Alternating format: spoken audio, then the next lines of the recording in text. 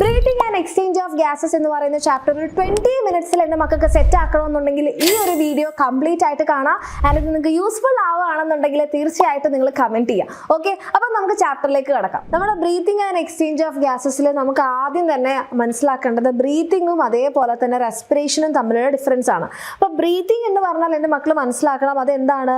നമ്മുടെ ഗ്യാസസിൻ്റെ ജസ്റ്റ് നമ്മൾ പാസേജ് ആണ്, അതായത് ഉള്ളിലേക്ക് പോകുന്നതും പുറത്തേക്ക് പോകുന്നതുമായിട്ടുള്ള ആ ഒരു കാര്യത്തിനെയാണ് നമ്മൾ ബ്രീത്തിങ് എന്ന് പറയുന്നത്. It is the process of exchange of oxygen from the atmosphere. അറ്റ്മോസ്ഫിയറിന് ഉള്ളിലേക്ക് കയറുന്നു, കാർബൺ ഡൈ ഓക്സൈഡ് ഉള്ളിൽ നിന്ന് പുറത്തു വരുന്നു, അതിനെയാണ് നമ്മൾ ബ്രീത്തിങ് എന്ന് പറയാം. എന്നാൽ റെസ്പിറേഷൻ എന്ന് പറഞ്ഞാൽ നമുക്ക് സെല്ലുലാർ റെസ്പിറേഷൻ എന്നതിനെ കുറച്ചുകൂടി കറക്റ്റ് ആക്കി പറയാം. അതായത് റെസ്പിറേഷൻ്റെ കാര്യത്തിലേക്ക് വരുമ്പോൾ അവിടെ നമ്മുടെ സെൽസ് എന്ത് ചെയ്യാണ്? ഓക്സിജൻ ഉപയോഗിച്ചുകൊണ്ട് നമ്മുടെ ന്യൂട്രിയൻസിനെ ബ്രേക്ക് ഡൗൺ ചെയ്ത് എനർജി റിലീസ് ചെയ്യുന്ന പ്രോസസ്സിനെയാണ് നമ്മൾ റെസ്പിറേഷൻ എന്ന് പറയാം. ഓക്കെ, അപ്പോൾ നമ്മുടെ ചാപ്റ്റർ ആദ്യം തുടങ്ങുന്ന സമയത്ത് നമുക്ക് മറ്റുള്ള ജീവികളിലുള്ള കുറച്ച് റെസ്പിറേറ്ററി ഓർഗൻസിനെ കുറിച്ചാണ് പറയുന്നത്. അതിൽ നിങ്ങൾ ഓൾറെഡി നമ്മുടെ +1 അനിമൽ കിങ്ഡത്തിലെ ചാപ്റ്ററിൽ നിങ്ങൾ പഠിക്കുന്നുണ്ട്. അതായത് നമ്മുടെ ജനറൽ ബോഡി സർഫേസ് ആണ് ലോവർ ഗ്രൂപ്പ് ഓഫ് ആനിമൽസിന്. നമ്മുടെ പോറിഫെറ ആയിക്കോട്ടെ, സിലിണ്ടറേറ്റൊക്കെ ഒക്കെ എന്താണ്? ജനറൽ ബോഡി സർഫേസ് ആണ്.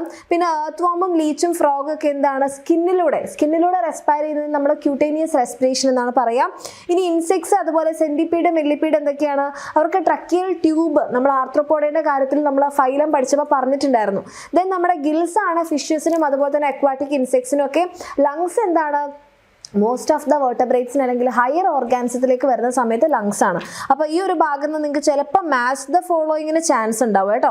അപ്പോൾ ഇത് ജസ്റ്റ് ഒന്ന് ഇൻട്രൊഡക്ഷൻ ആണ്, വെറുതെ തന്നിരിക്കുക എന്നാണ് കരുതിയിട്ട് വിട്ടുപോകരുത്. മാച്ച് ദ ഫോളോയിങ് നമുക്ക് വരാൻ ചാൻസ് ഉള്ളതാണ്. ഇനി നമ്മുടെ റെസ്പിറേറ്ററി ഓർഗൻസിലേക്ക് വരുമ്പം ഇത് എപ്പോഴും ഏതോ കുഞ്ഞു ക്ലാസ്സിൽ മുതലേ നിങ്ങൾ പഠിക്കുന്നുണ്ട് നമ്മുടെ റെസ്പിറേറ്ററി ഓർഗൻസിൻ്റെ. അപ്പോൾ എവിടുന്ന് മുതലാണ് സ്റ്റാർട്ട് ചെയ്യുന്നത്? നമ്മുടെ നോസ്ട്രൽസിൽ നിന്ന് സ്റ്റാർട്ട് ചെയ്ത് പിന്നെ നേസൽ ചേംബറിലൂടെ വന്ന് ലാരിങ്സ് ഉണ്ട്, ഇവിടെ നമ്മുടെ സൗണ്ട് ബോക്സ് അല്ലേ, നമ്മുടെ ട്രക്കിയുടെ സ്റ്റാർട്ടിങ്ങിലാണ് അത് കാണുന്നത്. അതും കഴിഞ്ഞ് വന്നിട്ട് നമ്മുടെ ട്രക്കിയ. ഓക്കെ, ദെൻ നമ്മുടെ ലങ്സിലേക്ക് വരുന്ന സമയത്ത് ട്രക്കിയുടെ 2 ബ്രാഞ്ചസ് ആണ് ബ്രോങ്കൈൻ്റെ കുഞ്ഞു കുഞ്ഞു ബ്രാഞ്ചസ് ആണ് ബ്രോങ്കിയോൾസ്. അതിൻ്റെ ടിപ്പിലായിട്ടാണ് നമ്മുടെ ആര് വരുന്നത്? ആൽവിയോളൈ വരുന്നത്. ഇനി നമ്മൾ നോക്കുകയാണെങ്കിൽ നമ്മുടെ ഈ ഒരു ട്രക്കിയയിലും ബ്രോങ്കൈലും അതുപോലെ തന്നെ ഇനീഷ്യൽ ബ്രോങ്കിയോൾസിലൊക്കെ നമുക്ക് എന്ത് കാണാൻ വേണ്ടി പറ്റും? നമുക്ക് സി ഷേപ്ഡ് ആയിട്ടുള്ള കാർട്ടിലേജിനസ് റിങ്സ് കാണാൻ പറ്റും.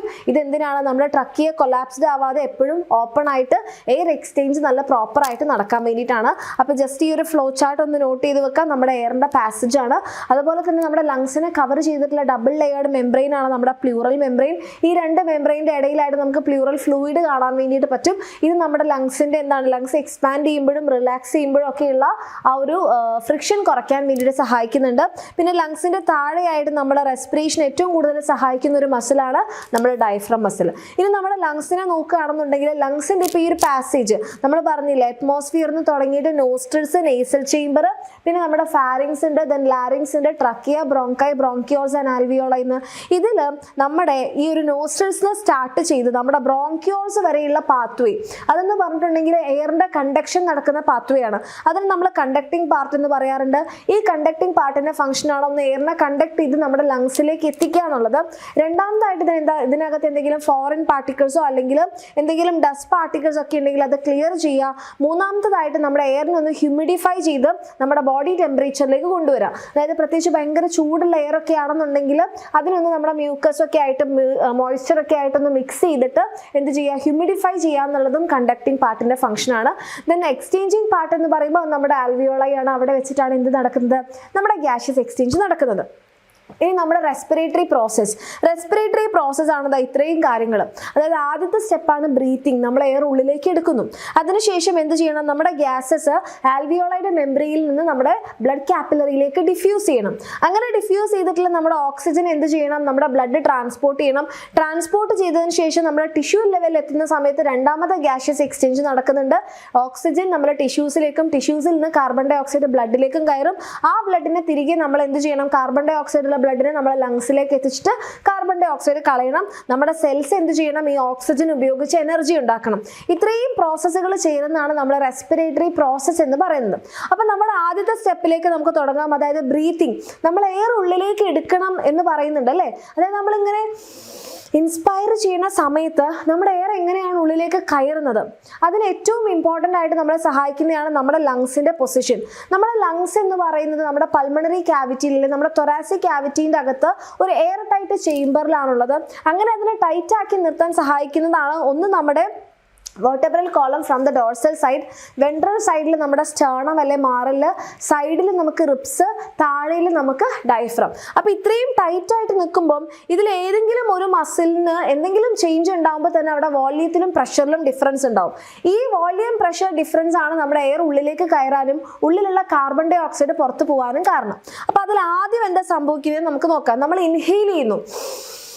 ആ സമയത്ത് നിങ്ങൾക്ക് നിങ്ങളുടെ ബോഡി ടച്ച് ചെയ്തിട്ടുണ്ടെങ്കിൽ നിങ്ങൾക്ക് ഫീൽ ചെയ്യും നമ്മുടെ റിബ്സ് ഒന്ന് റൈസ് അപ്പ് ആവുന്നുണ്ട്. അതേപോലെ തന്നെ നമുക്ക് ഇവിടെ കുറച്ചൊരു വോള്യൂം കിട്ടിയൊരു ഫീൽ ഉണ്ടാകും. അതായത് നമ്മൾ ഇൻഹെയിൽ ചെയ്യുന്ന സമയത്ത് ഇങ്ങനെ സി ഷേപ്പ്, ഈ സി ഷേപ്പിനെയാണ് നമ്മൾ പറയുക ഡോം ഷേപ്പ്. ഈ ഡോം ഷേപ്പിലുള്ള ഡയഫ്രം കോൺട്രാക്ട് ചെയ്ത് ഫ്ലാറ്റ് ആകും. അതേപോലെ തന്നെ റിബ്സിന്റെ ഇടയിൽ ഇവിടെ മസിൽസ് ഉണ്ട്. ഈ മസിൽസിനെയാണ് നമ്മൾ പറയുക ഇന്റർകോസ്റ്റൽ മസിൽസ്. ഈ ഇന്റർകോസ്റ്റൽ മസിൽസ് കോൺട്രാക്ട് ചെയ്യുമ്പോൾ റിബ്സ് റൈസ് അപ്പ് ആകും, സ്റ്റേർണം ഫ്രണ്ടിലേക്ക് വരും. അപ്പോൾ ഈ 3 ചേഞ്ചസ് എന്ത് ചെയ്യുന്നുണ്ട്, നമ്മുടെ പൾമണറി ക്യാവിറ്റിൻ്റെ ഉള്ളിൽ വോള്യൂം കൂട്ടും. അങ്ങനെ വോള്യൂം കൂടുന്ന സമയത്ത് പ്രഷർ കുറയും. അപ്പോൾ നമ്മുടെ എയർ എന്ത് ചെയ്യാണ്, ഉള്ളിലേക്ക് വരികയാണ്. ഇനി എക്സ്ഹെയിൽ ചെയ്യുമ്പോഴോ ഇതിൻ്റെ നേരെ ഓപ്പോസിറ്റ്, ഇങ്ങനെ നമ്മുടെ ഫ്ലാറ്റ് ആയ ഡയഫ്രം റിലാക്സ് ചെയ്ത് നോർമൽ സി ഷേപ്പ് അല്ലെ ഡോം ഷേപ്പിലേക്ക് പോകുന്നു. നമ്മുടെ റിബ്സ് എന്ത് ചെയ്യുന്നു, ഇന്റർകോസ്റ്റൽ മസിൽസ് റിലാക്സ് ചെയ്യുമ്പോൾ റിബ്സ് വീണ്ടും താഴത്തേക്ക് വരുന്നു, സ്റ്റേർണം ബാക്ക്വേർഡ് മൂവ് ചെയ്യുന്നു. അപ്പോൾ ഇവിടെ എന്താ, വോള്യൂം കുറയും, പ്രഷർ കൂടും. അങ്ങനെ പ്രഷർ കൂടുന്ന സമയത്ത് കാർബൺ ഡൈ ഓക്സൈഡ് ലെയർ പുറത്തേക്ക് പോകുന്നു. ഈ മാറ്റങ്ങളാണ് നമ്മൾ ഇൻഹെയിൽ ചെയ്യുമ്പോഴും എക്സ്ഹെയിൽ ചെയ്യുമ്പോഴും സംഭവിക്കുന്നത്. ആൻഡ് ഇൻഹലേഷൻ എന്ന് പറയുന്നത് എന്താണ്, ഒരു ആക്റ്റീവ് പ്രോസസ്സാണ്. ആക്റ്റീവ് പ്രോസസ് എന്ന് പറയുമ്പോൾ അവിടെ കോൺട്രാക്ഷൻ ഓഫ് ഡയഫ്രം മസിൽസും ഇന്റർകോസ്റ്റൽ മസിൽസും ഉണ്ട്. കോൺട്രാക്ഷൻ നടക്കുമ്പോൾ അവിടെ എനർജി വേണം, അതുകൊണ്ടാണ് അത് ആക്റ്റീവ് പ്രോസസ്. ആൻഡ് എക്സ്പൈറേഷൻ എന്ന് പറയുന്ന ഒരു പാസീവ് പ്രോസസ് ആണ്. ഇത് എയർ ഉള്ളിലേക്ക് വരുന്നു, ഇത് എയർ പുറത്തേക്ക് പോകുന്നു. ഓക്കെ, ഇവിടെ എന്താണ്, പ്രഷർ കുറവും വോള്യൂം കൂടുതലുമാണ്. ഇവിടെയാണെങ്കിലോ പ്രഷർ കൂടുതലും വോള്യൂം കുറവും, അതുകൊണ്ടാണ് എയർ പുറത്തേക്ക് പോയത്. ഇവിടെ ഇന്റർകോസ്റ്റൽ മസിൽസ് കോൺട്രാക്ട് ചെയ്യുന്ന സമയത്ത് സ്റ്റേർണോം റിബ്സും റൈസ് അപ്പ് ആവും. ഇവിടെ ഇന്റർകോസ്റ്റൽ മസിൽസ് റിലാക്സ് ചെയ്യുമ്പോൾ സ്റ്റേർണോ റിബ്സും നോർമൽ ഷേപ്പിലേക്ക് വരും. പിന്നെ ഡയഫ്രം ഇവിടെ കോൺട്രാക്ട് ചെയ്യുന്നുണ്ട്, ഇവിടെ ഡയഫ്രം റിലാക്സ് ചെയ്യുകയാണ് ചെയ്യുന്നത്. This is an active process, this is A passive process. ഇത് ചോദിക്കാറുണ്ട് എക്സാമിന് മക്കളെ, ഇത് ഡിഫറൻഷിയേറ്റ് ചെയ്യാൻ വേണ്ടിയിട്ട് ചോദിക്കാറുണ്ട് കേട്ടോ. ഇനി അടുത്തതായിട്ട് നമ്മുടെ ഏറ്റവും ഇമ്പോർട്ടൻ്റ് ആയിട്ടുള്ള മറ്റൊരു ഭാഗം, ഇതിൽ ഏറ്റവും ഇമ്പോർട്ടൻ്റ് ആണെന്ന് പറയാനുള്ളത് നമ്മുടെ ഓക്സിജൻ്റെ ഹീമോഗ്ലോബിൻ്റെ ഡിസോസിയേഷൻ കർവ് ആണ്. അത് കഴിഞ്ഞാൽ നമുക്ക് ഇമ്പോർട്ടൻ്റ് ആയിട്ടുള്ള ഒരു ഭാഗമാണ് നമ്മുടെ ഈ ഒരു റെസ്പിറേറ്ററി വോള്യൂംസും കപ്പാസിറ്റീസും. അപ്പം നിങ്ങൾക്ക് ഇവിടെ നോക്കിക്കഴിഞ്ഞാൽ പല വോള്യൂംസ് കാണാം. അതിൽ ഒന്നാമതാണ് ടൈഡൽ വോള്യൂം. ടൈഡൽ വോള്യൂം എന്ന് പറഞ്ഞിട്ടുണ്ടെങ്കിൽ നമ്മൾ നോർമൽ റെസ്പിറേഷൻ്റെ സമയത്ത് നമ്മൾ ഇൻഹെയിൽ ചെയ്യുകയും എക്സ്ഹെയിൽ ചെയ്യുകയും ചെയ്യുന്ന വോള്യൂം ഓഫ് എയർ ആണ് ടൈഡൽ വോള്യൂം. ഇനി അത് കൂടാതെ നിങ്ങൾ എടുക്കുന്ന ആ ഒരു എക്സ്ട്രാ വോള്യൂം ഓഫ് എയർ, അല്ലെങ്കിൽ നമ്മൾ ഫോഴ്സ്ഫുള്ളി എടുക്കുന്ന വോള്യൂം ഓഫ് എയർ ആണ് നമ്മുടെ ഇൻസ്പൈറേറ്ററി റിസർവ് വോള്യൂം. ഫോഴ്സ്ഫുള്ളി കളയുന്ന വോള്യൂം ആണ് നമ്മുടെ എക്സ്പൈറേറ്ററി റിസർവ് വോള്യൂം എന്ന് പറയുന്നത്. ഫോഴ്സ്ഫുള്ളി കളഞ്ഞാലും നമ്മുടെ ലങ്സ് വിട്ട് പോകാത്തതാണ് റെസിഡ്യുവൽ വോള്യൂം എന്ന് പറയുന്നത്. ഇത്രയാണ് നമ്മുടെ വോള്യൂംസ്. പിന്നെ നമ്മുടെ കപ്പാസിറ്റീസിലേക്ക് വരുന്ന സമയത്ത് ഒരാളോട് ചോദിക്കുകയാണ്, ഒരു നോർമൽ എക്സ്പൈറേഷന് ശേഷം ടോട്ടൽ എത്ര എടുക്കാൻ പറ്റും? അപ്പം നമുക്ക് ടൈഡൽ വോള്യൂം എടുക്കാം, ഇൻസ്പൈറേറ്ററി റിസർവ് വോള്യൂം എടുക്കാം. അതാണ് നമ്മുടെ ഇൻസ്പൈറേറ്ററി കപ്പാസിറ്റി. ഒരാളോട് ചോദിക്കുകയാണ് നോർമൽ ഇൻസ്പിറേഷന് ശേഷം എത്ര കളയാം? അപ്പോൾ ടൈഡൽ വോള്യൂം കളയാം, എക്സ്പൈറേറ്ററി റിസർവ് വോള്യൂം കളയാം. അതാണ് നമ്മളുടെ expiratory capacity. Yes, expiratory capacity എന്ന് പറഞ്ഞാൽ tidal volume plus expiratory reserve volume. എന്താണ് വൈറ്റൽ കപ്പാസിറ്റി എന്ന് പറഞ്ഞാൽ നമ്മളൊരു ഫോഴ്സ്ഫുൾ ഇൻസ്പിറേഷന് ശേഷം ഫോഴ്സ്ഫുൾ ആയിട്ട് എക്സ്പയർ ചെയ്യുന്നത്, അങ്ങനെ കളയുന്നതാണ് വൈറ്റൽ കപ്പാസിറ്റി. അല്ലെങ്കിൽ ഫോഴ്സ്ഫുൾ ആയിട്ട് എക്സ്പയർ ചെയ്തതിന് ശേഷം ഫോഴ്സ്ഫുൾ ആയിട്ട് എടുക്കുന്നതുമാണ്. ഓക്കെ, ദെൻ കംസ് നമ്മുടെ ടോട്ടൽ ലങ് കപ്പാസിറ്റി എന്ന് പറഞ്ഞാൽ നമ്മളൊരു ഫോഴ്സ്ഫുൾ ഇൻസ്പിറേഷൻ്റെ എൻഡിൽ നമ്മുടെ ലങ്സിൽ നമുക്ക് എത്ര വോള്യൂം ഓഫ് എയർ ഹോൾഡ് ചെയ്യാം. എനിക്കിപ്പോൾ എന്തൊക്കെ ഹോൾഡ് ചെയ്യാൻ പറ്റുന്നുണ്ട്? ഞാൻ ടൈഡൽ വോള്യൂം ഹോൾഡ് ചെയ്യുന്നുണ്ട്, ഇൻസ്പൈറേറ്ററി റിസർവ് വോള്യൂം ഹോൾഡ് ചെയ്യുന്നുണ്ട്, കാരണം ഫോഴ്സ്ഫുൾ ഇൻസ്പിറേഷനാണ് എടുത്തത്. പിന്നെ കളയാത്തത് കൊണ്ട് എൻ്റെ എക്സ്പൈറേറ്ററി റിസർവ് വോള്യൂം അവിടെ തന്നെ ഉണ്ട്.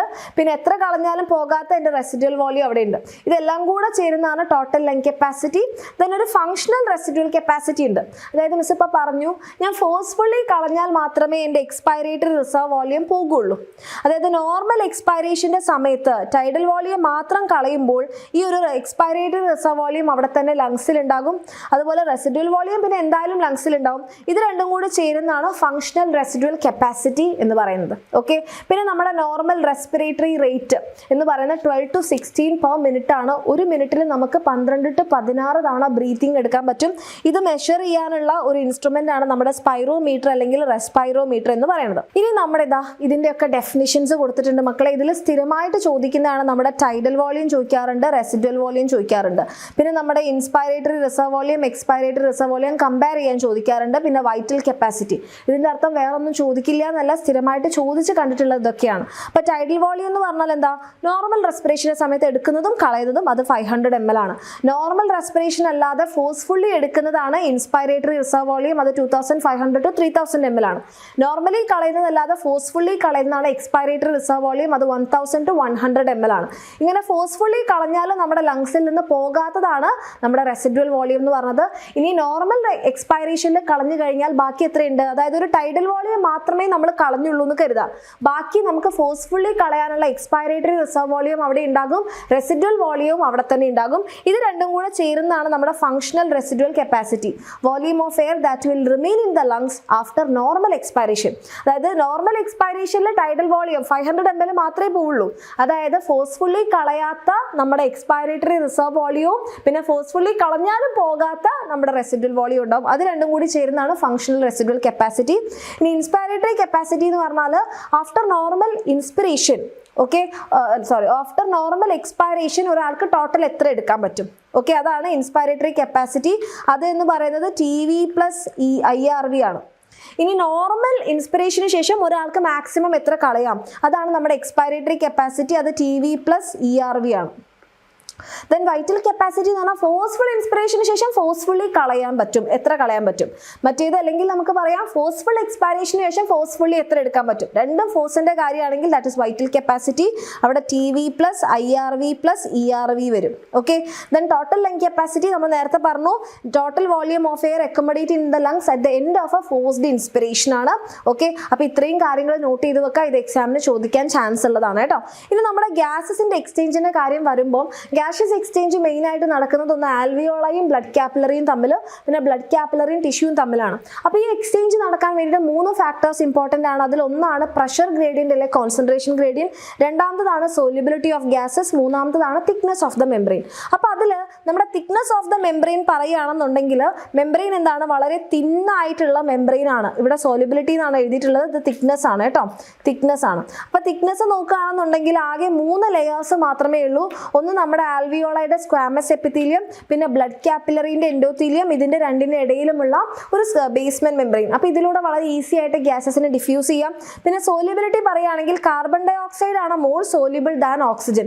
അതുകൊണ്ട് തന്നെ 20 to 25 ടൈംസ് ഹയർ ആണ് solubility of carbon dioxide when compared to oxygen. അതുകൊണ്ട് കാർബൺ ഡൈ ഓക്സൈഡ് കൂടുതലും നമ്മുടെ ബ്ലഡിൽ ഡിസോൾവ് ആയിട്ടാണ് പോവുക.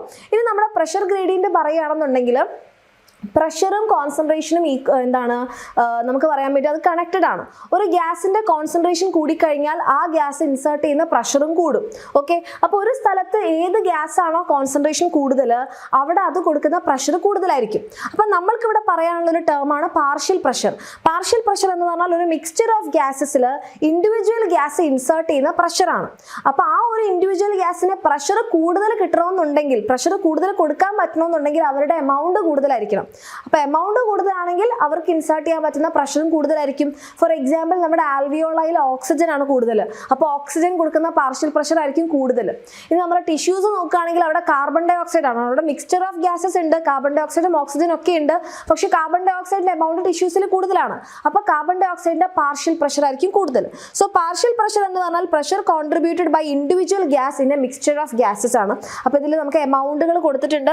അപ്പോൾ അതിൽ എൻ്റെ കുട്ടികൾ എന്തായാലും കാണാതെ പഠിക്കേണ്ട കുറച്ച് എമൗണ്ട് ആണ് അറ്റ്മോസ്ഫിയറിലുള്ള ഓക്സിജന്റെ എമൗണ്ട്, അറ്റ്മോസ്ഫിയറിലുള്ള കാർബൺ ഡൈ ഓക്സൈഡ് എമൗണ്ട്, അതുപോലെ ലങ്സിലുള്ള ആൽവിയോളയിലുള്ള ഓക്സിജന്റെ എമൗണ്ട്, അതേപോലെ തന്നെ നമ്മുടെ ഓക്സിജനേറ്റഡ് ബ്ലഡിലുള്ള ഓക്സിജന്റെ എമൗണ്ട്. ഇത്രയും കാര്യങ്ങൾ നിങ്ങൾ പഠിച്ചു കഴിഞ്ഞാൽ ബാക്കി എല്ലാ സ്ഥലത്തും കുറഞ്ഞു കഴിഞ്ഞാൽ ആരാണോ കുറവ് അയാൾക്ക് 40ഉം കൂടിക്കഴിഞ്ഞാൽ അയാൾക്ക് 45ഉം കൊടുക്കുക. അതാണ് നിങ്ങൾക്ക് എവിടെ നോക്കിയാലും മനസ്സിലാവും. ഇപ്പോൾ ഡിയോക്സിജനേറ്റഡ് ബ്ലഡിൽ എന്താണ് ഓക്സിജൻ കുറവാണ്, അപ്പോൾ 40, കൂടിയ ആൾക്ക് 45. ഇനി ഓക്സിജനേറ്റഡ് ബ്ലഡിൽ കുറവാരാണ് കാർബൺ ഡൈ ഓക്സൈഡ്, അപ്പോൾ ആൾക്ക് 40. ഇനി ടിഷ്യൂസിൽ കൂടുതൽ കാർബൺ ഡൈ ഓക്സൈഡ് ആണ്. കുറഞ്ഞ ആൾക്ക് 40, കൂടിയ ആൾക്ക് 45. ഈ ഒരു ടെക്നിക്ക് ഉപയോഗിച്ച് കഴിഞ്ഞാൽ നിങ്ങൾക്ക് അവരുടെ പ്രഷർ ഗ്രേഡിയന്റ് മനസ്സിലാക്കാം. ഇത് ജസ്റ്റ് കൊടുത്തിട്ടുള്ളത് എന്തിനു വേണ്ടിയിട്ടാണ്? എപ്പോഴും പ്രഷർ കൂടുതലുള്ള സ്ഥലത്ത് നിന്ന് കുറഞ്ഞ സ്ഥലത്തേക്ക്, പ്രഷർ കൂടുക എന്ന് പറഞ്ഞാൽ കോൺസെൻട്രേഷൻ കൂടുക, അപ്പോൾ കൂടുതലുള്ള സ്ഥലത്ത് നിന്ന് കുറഞ്ഞ സ്ഥലത്തേക്കാണ് ഡിഫ്യൂഷൻ നടക്കുക. അതായത് പ്രഷർ ഗ്രേഡിയന്റ് ഡിഫ്യൂഷൻ നടക്കാൻ സഹായിക്കുന്ന ഒരു ഫാക്ടറാണ്. ദെൻ ഇവരുടെ ട്രാൻസ്പോർട്ട് എക്സാമിന് വളരെയധികം ഇമ്പോർട്ടൻ്റ് ആയിട്ടുള്ള ഒരു ഏരിയ ആണ് മക്കളെ. ഓക്സിജൻ 2 രീതിയിലാണ് ട്രാൻസ്പോർട്ട് ചെയ്യുന്നത്. ഒന്ന് കാർബൺ ഡൈ ഓക്സൈഡും ഓക്സിജനും ഹീമോഗ്ലോബിനും കൂടെ ചേർന്നിട്ട് നമ്മുടെ ഓക്സി ഹീമോഗ്ലോബിൻ ആയിട്ട് മാറും. 3% പ്ലാസ്മയിൽ ഡിസോൾവ് ആവും. 97% ഓക്സി ഹീമോഗ്ലോബിൻ, 3% എന്താണ് ഡിസോൾവ് ഇൻ പ്ലാസ്മ. കാർബൺ ഡൈ ഓക്സൈഡിന്റെ കാര്യത്തിലാണെങ്കിൽ carbon dioxide plus water ചേർന്നിട്ട് കാർബോണിക് ആസിഡ് ആകും. അത് ഡിസോൾവ് ചെയ്തിട്ട് ബൈകാർബണേറ്റ് അയോൺസ് ആയിട്ട് മാറും. 70% എങ്ങനെയാണ്? ബൈകാർബണേറ്റ് ആയിട്ടാണ് പോവുക. അതിൽ നമ്മുടെ ബാക്കിയുള്ളത് 23% കാർബൺ ഡൈ ഓക്സൈഡും ഹീമോഗ്ലോബിനും കൂടെ ചേർന്നിട്ട് കാർബ് അമിനോ ഹീമോഗ്ലോബിൻ ആകും. 7% ആണ് പ്ലാസ്മ. 7% പ്ലാസ്മയിൽ ഡിസോൾവ് ആവും. ഈ 3 രീതിയിലാണ് നമ്മുടെ കാർബൺ ഡൈ ഓക്സൈഡിന്റെ ട്രാൻസ്പോർട്ട്. ഈ ഒരു ഇക്വേഷൻ മറക്കാതിരിക്കുക. ഈ ഒരു നമ്മുടെ കാർബോണിക് ആസിഡ് ഫോം ചെയ്യാനും ബൈകാർബണേറ്റ് ഫോം ചെയ്യാനും ഒക്കെ ഹെൽപ്പ് ചെയ്യുന്ന ഒരു എൻസൈമാണ് കാർബോണിക് എൻഹൈഡ്രേസ്. നമ്മുടെ RBCയിൽ ഏറ്റവും കൂടുതൽ കാണുന്ന ഒരു എൻസൈം കൂടിയാണ്. അപ്പം നമ്മുടെ ഈ കാർബൺ ഡൈ ഓക്സൈഡിനെയും ഓക്സിജന്റെയും ഹീമോഗ്ലോബിനെയും നോക്കുകയാണെങ്കിൽ ഓക്സിജനും ഹീമോഗ്ലോബിനും അസോസിയേഷൻ നടക്കുന്നത് ആൽവിയോളയിലാണ്. ആൽവിയോളയിൽ ഓക്സിജന്റെ കോൺസെൻട്രേഷൻ കൂടുതലുള്ളത് കൊണ്ട് അവർ രണ്ടുപേരും കൂടി ചേർന്ന് ഓക്സി ഹീമോഗ്ലോബിൻ ആവുന്നു. പക്ഷെ ടിഷ്യൂസിൽ എത്തുന്ന സമയത്ത് ഓക്സിജന്റെ കോൺസെൻട്രേഷൻ കുറയുന്നതുകൊണ്ട് അവർ രണ്ടുപേരും വേർപിരിഞ്ഞിട്ട് ഓക്സിജൻ വേറെ ഹീമോഗ്ലോബിൻ ആവുന്നു. ഓക്സിജനും ഹീമോഗ്ലോബിനും സെപ്പറേറ്റ് ആവുന്നു. അപ്പം നമ്മുടെ ഓക്സിജന്റെയും ഹീമോഗ്ലോബിന്റെയും ഈ ഒരു ഡിസോസിയേഷൻ ടിഷ്യൂസിൽ വെച്ചാണ് നടന്നത്. അസോസിയേഷൻ ആൽവിയോളയിൽ വെച്ചിട്ടാണ് നടന്നത്. അപ്പം ഇതിന് ഇൻഫ്ലുവൻസ് ചെയ്യുന്ന ഫാക്ടേഴ്സ് ഏതൊക്കെ, എപ്പോഴാണ് ഇത് അസോസിയേറ്റഡ് ആവുന്നത്, എപ്പോഴാണ് ഇത് ഡിസോസിയേറ്റഡ് ആവുന്നത് എന്നൊക്കെ നമ്മൾ മനസ്സിലാക്കി നമ്മൾ പ്ലോട്ട് ചെയ്തൊരു ഗ്രാഫാണ് ഓക്സിജൻ ഹീമോഗ്ലോബിൻ ഡിസോസിയേഷൻ കർവ്. അതിൽ നമ്മൾ എക്സ് ആക്സിസിൽ പാർഷ്യൽ പ്രഷർ ഓഫ് ഓക്സിജനും വൈ ആക്സിസിൽ പെർസെൻറ്റേജ് സാച്ചുറേഷൻ ഓഫ് ഹീമോഗ്ലോബിനും കൊടുത്തപ്പോൾ നമുക്ക് മനസ്സിലായി ഓക്സിജന്റെ പാർഷ്യൽ പ്രഷർ കൂടുന്നതിനനുസരിച്ച് സാച്ചുറേഷനും കൂടുന്നുണ്ട്. അതായത് കോൺസെൻട്രേഷൻ ഓഫ് ഓക്സിജൻ കൂടുതലാണെങ്കിൽ ഓക്സിജനും ഹീമോഗ്ലോബിനും ബൈൻഡ് ചെയ്യും. ഓക്സിജന്റെ കോൺസെൻട്രേഷൻ കുറവാണെങ്കിലോ ഓക്സിജനും ഹീമോഗ്ലോബിനും ഡിസോസിയേറ്റ് ചെയ്യും. അപ്പോൾ അതിന് കാരണമായിട്ടുള്ള കുറച്ച് ഫാക്ടേഴ്സ് ആണ് മക്കളെ ഇവിടെ തന്നിട്ടുള്ളത്. മെയിൻ ആയിട്ട് നമ്മൾ വെറും ഫാക്ടേഴ്സ് മാത്രം നോക്കുകയാണെങ്കിൽ പാർഷ്യൽ പ്രഷർ ഓഫ് ഓക്സിജൻ ഒരു ഫാക്ടറാണ്. കാരണം ഓക്സിജന്റെ പാർഷ്യൽ പ്രഷർ കൂടിയാൽ അസോസിയേഷൻ നടക്കും.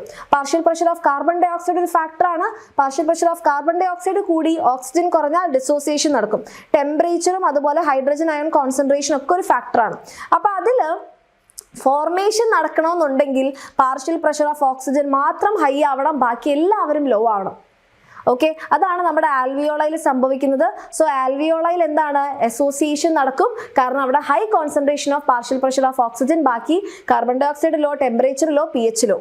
ഓക്കെ, ഇനി നമ്മൾ ഇത് നോക്കുകയാണെന്നുണ്ടെങ്കിൽ pH ലോ എന്ന് പറഞ്ഞിട്ടുണ്ടെങ്കിൽ നമ്മുടെ എന്താണ് ഹൈഡ്രജൻ അയൺ കോൺസെൻട്രേഷൻ എന്താണ് കൂടുതലാണെന്നാണ് അർത്ഥം കേട്ടോ. ഹൈഡ്രജൻ അയൺ കോൺസെൻട്രേഷൻ ലോ ആണ്, pH ലോ എന്നല്ല, pH high, hydrogen ion concentration low. Okay, ഇനി ഡിസോസിയേഷൻ നടക്കണമെന്നുണ്ടെങ്കിൽ അത് ടിഷ്യൂസിലാണ്. ടിഷ്യൂസിൽ നോക്കിക്കഴിഞ്ഞാൽ നിങ്ങൾക്ക് മനസ്സിലാവും പാർഷ്യൽ പ്രഷർ ഓഫ് ഓക്സിജൻ മാത്രം ലോ, ബാക്കി എല്ലാവരും high. Partial pressure of carbon dioxide high, temperature high, hydrogen concentration high. Hydrogen concentration high ആണെന്ന് പറഞ്ഞാൽ pH ലോ, അതായത് അസിഡിക് കണ്ടീഷൻ ആണെന്നുണ്ടെങ്കിൽ ഡിസോസിയേഷൻ ആണ്. ആൽക്കലൈൻ കണ്ടീഷനിലേക്ക് വരുമ്പോഴാണ് അസോസിയേഷൻ നടക്കുക. അപ്പോൾ ഈ കർവ് നമുക്ക് എന്തിനാണ് യൂസ്ഫുൾ? ഇതിന്റെ സിഗ്നിഫിക്കൻസ് ചോദിക്കാറുണ്ട്. അതായത് studying the effect of factors like carbon ഡൈ ഓക്സൈഡും ഹൈഡ്രജനും ഓക്സിജന്റെയും ഹീമോഗ്ലോബിന്റെയും ഡിസോസിയേഷന് എങ്ങനെയാണ് കാരണമാവുന്നത്, ഇത് പഠിക്കാൻ നമുക്ക് ഈ ഒരു കർവ് ഹെൽപ്പ് ചെയ്യാറുണ്ട്. അപ്പോൾ ഇവിടുന്ന് 3 തരത്തിലാണ് ചോദ്യങ്ങൾ വരിക. ഈ കർവ് ഐഡന്റിഫൈ ചെയ്യാൻ വേണ്ടിയിട്ട്, പിന്നെ എപ്പോഴാണ് ഫോർമേഷൻ നടക്കുന്നത് അതിന് വേണ്ടിയിട്ടുള്ള ഫാക്ടേഴ്സ്, ഡിസോസിയേഷൻ നടക്കാൻ വേണ്ടിയിട്ടുള്ള ഫാക്ടേഴ്സ്, എവിടെ ഫോർമേഷൻ എവിടെ ഡിസോസിയേഷൻ, സിഗ്നിഫിക്കൻസ് ഓഫ് കർവ്, ഇതിന്നാണ് നിങ്ങൾക്ക് ചോദ്യങ്ങൾ വരിക. എക്സ് ആക്സിസിൽ എന്ത്, വൈ ആക്സിസിൽ എന്ത്, ഇതും നോട്ട് ചെയ്ത് വെക്കാം.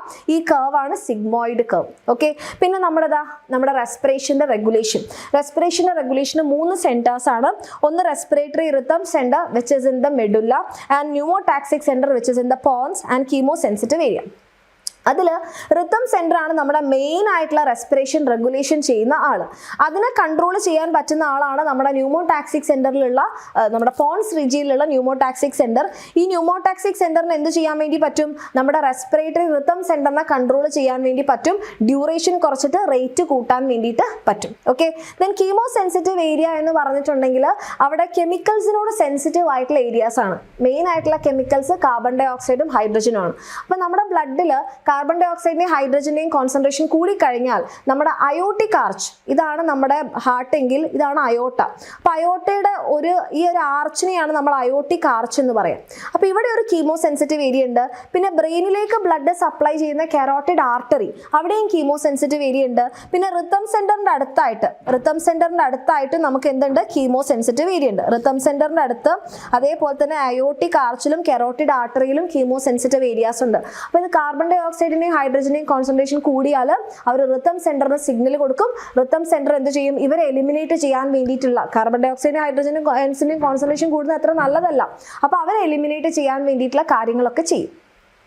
ലാസ്റ്റ് ടോപ്പിക് നമ്മുടെ ഡിസോർഡേഴ്സ്. അതിൽ ആസ്മ ചോദിക്കാറുണ്ട്, എംഫൈസീമയും ചോദിക്കാറുണ്ട്. ആസ്മ എന്ന് പറയുന്നത് എന്താണ്, ഒരു അലർജിക് ഡിസീസ് ആണ്. എപ്പോഴാണ് ഉണ്ടാവുന്നത്, നമ്മുടെ ബ്രോങ്കൈക്കും ബ്രോങ്കിയോസിനും ഇൻഫ്ലമേഷൻ ഉണ്ടാകുമ്പോൾ നമുക്ക് വീസിങ്, വലിവുണ്ടാകും. ഓക്കെ. പിന്നെ എംഫൈസീമ എന്ന് പറഞ്ഞിട്ടുണ്ടെങ്കിൽ ഇത് സ്മോക്കിംഗ് ആണ് ഇതിന് കാരണം. നമ്മുടെ റെസ്പിറേറ്ററി സർഫേസ് ഏരിയ കുറയാണ്, കാരണം ആൽവിയോളാർ വാൾസ് ഡാമേജ് ആയിട്ട്. അതാണ് നമ്മുടെ എംഫൈസീമ. ദെൻ ഒക്യുപേഷണൽ ഡിസോർഡേഴ്സ് എന്ന് പറയുമ്പോൾ നമുക്ക് തൊഴിൽപരമായിട്ട് ഉണ്ടാകുന്ന അസുഖങ്ങളാണ്. ഇപ്പോൾ സ്റ്റോൺ ബ്രേക്കിംഗ് ഇൻഡസ്ട്രിയിൽ, അല്ലെങ്കിൽ നമ്മളുടെ ഈ ഷീറ്റൊക്കെ മുറിക്കുന്ന ഇൻഡസ്ട്രി അല്ലേ, ആസ്ബെസ്റ്റോസ് ഷീറ്റൊക്കെ മുറിക്കുന്ന ഇൻഡസ്ട്രിയിലൊക്കെ ആണെന്നുണ്ടെങ്കിൽ ആസ്ബെസ്റ്റോസ് പാർട്ടിക്കിളൊക്കെ ഇൻഹെയിൽ ചെയ്യാൻ ചാൻസ് ഉണ്ട്. അപ്പം നമുക്ക് ആസ്ബെസ്റ്റോസസ് വരും. സിലിക്ക പാർട്ടിക്കിൾസ് ഇൻഹെയിൽ ചെയ്താൽ സിലിക്കോസസ് വരും. അങ്ങനെ മൈന്യൂട്ട് ആയിട്ടുള്ള പാർട്ടിക്കിൾസ് നമ്മൾ ഇൻഹെയിൽ ചെയ്യുന്ന വഴി നമ്മുടെ ലങ്സിൻ്റെ ഉള്ളിലുള്ള ഫൈബ്രസ് ടിഷ്യൂവിന് പ്രൊലിഫറേഷൻ ഉണ്ടാവും. അങ്ങനെ ഡിസീസ് ഉണ്ടാവുന്നതാണ് ഈ ഒക്യുപേഷണൽ ഡിസോർഡേഴ്സ് എന്ന് പറയുന്നത്. ഓക്കെ. അപ്പോൾ അത്രേ ഉള്ളൂ. ഇതിലും ഡീറ്റെയിൽ ആയിട്ട് നിങ്ങൾക്ക് കാര്യങ്ങളൊക്കെ പഠിക്കാൻ നിങ്ങൾക്ക് ആഗ്രഹം ഉണ്ടെങ്കിൽ തീർച്ചയായിട്ടും നമ്മുടെ അഗ്നി ബാച്ചിൽ നിങ്ങൾക്ക് അഡ്മിഷൻ എടുക്കാം.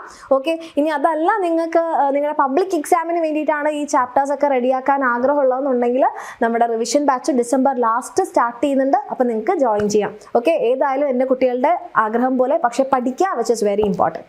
ഓക്കെ.